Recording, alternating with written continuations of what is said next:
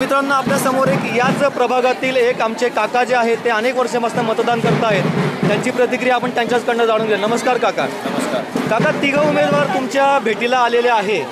साधारणतः काका 20-25 वर्षापूर्वीचा शिरपूर आणि आताच्या शिरपूरचा फरक तुम्ही कसा काय जाणवाल काका त्याच्यामध्ये? फरक म्हणजे चालायला रस्ते नव्हते, प्यायला चांगलं स्वच्छ पाणी नव्हतं, रोड नव्हते, गटार नव्हते।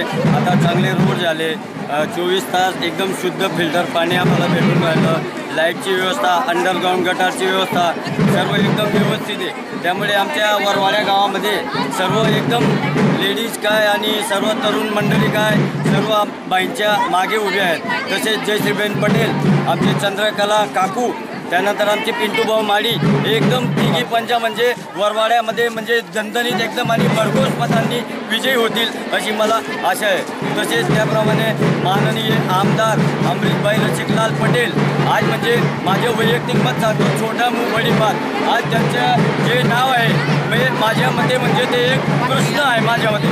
आमदार अमरीशभाई रसिकलाल पटेल, आमदार म्हणजे आम जनतेसाठी त्यांचं द्वार सदैव खुले असते। वाह वाह वाह, क्या बात आहे। अमरीशभाई म्हणजे आम जनतेच्या सुख दुःखामध्ये रस घेणारे आमरस। अमरीशभाई भाई म्हणजे सर्वांना भाऊ वाटणारे।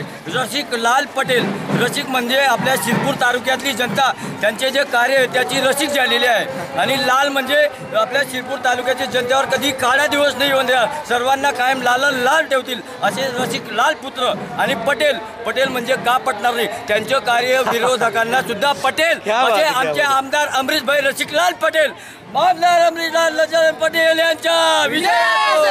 आमच्या काका साहेबांनी या ठिकाणी, काका स्वतः माळकरी आहेत, काका साहेबांनी आमदार अमरीशभाई रसिकलाल पटेल या शब्दाची फोड अगदी इतकी सुंदर केलेली आहे की अशी अर्थ जो आहे तो इतका सुंदर आहे की असा अर्थ आम्हाला आजपर्यंत कुठेही लावलेला दिसला नाहीये।